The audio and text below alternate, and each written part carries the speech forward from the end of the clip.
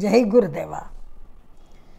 నేనొక్కడినే పరిశిష్టుడను అనే భావనతో భగవంతుడిని ఆహ్వానించడం అంటే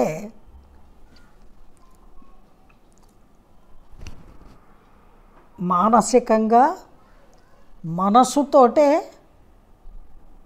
మనసులో ఉన్నటువంటి లోపల అంతర్గతంగా ఉన్నటువంటి ఆత్మలింగాన్ని, ఆ హృదయము అనేటువంటి కాంతులు వెదజల్లే ఆత్మలింగాన్ని భగవంతుడిగా భావించి నేనొక్కడినే పరిశిష్టుడను అంటే నేను నిన్ను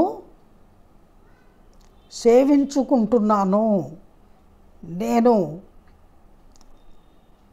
నీకు దాసానుదాసుడను అనే భావనతోటి భగవంతుణ్ణి ఇన్వైట్ చేయడము, ఆహ్వానించడము. మానసిక పూజలో భగవంతుణ్ణి ఇన్వైట్ చేయడము, నిర్గుణ పూజలో, నిర్గుణ మానస పూజలో ఇది